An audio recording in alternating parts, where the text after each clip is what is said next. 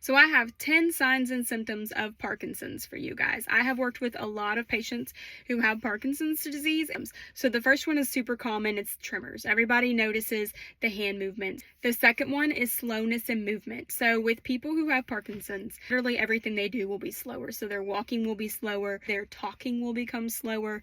Everything will eventually become slower. The third one is muscle rigidity. So muscle rigidity is when your muscles tighten and it's really hard to move them. And so it's really good to keep that movement going. The fourth one is changes in their speech. So again, along with the slowness, their speech will become slower and their speech will become much quieter. The fifth one is a shuffling walk. This is another really common one. They have like a shuffling gait, so their feet will just kind of shuffle across the floor.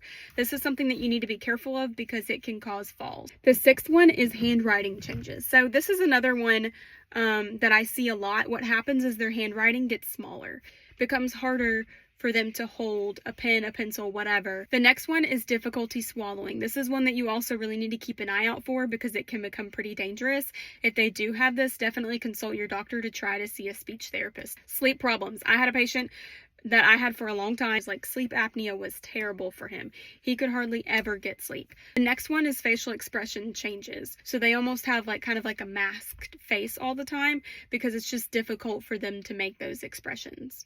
And the last and final is the difficulty with balance. They'll lose their balance frequently. They might have frequent falls. Definitely keep an eye on it. If you or someone you know has any of these signs and symptoms with Parkinson's, definitely consult your doctor, but also look for therapy. Big movements are really, really good for people who have Parkinson's. So definitely look at them, get them into an exercise class or get them in home health therapy to help you out and slow down the progression of Parkinson's disease. So try these tips out and let me know what you think.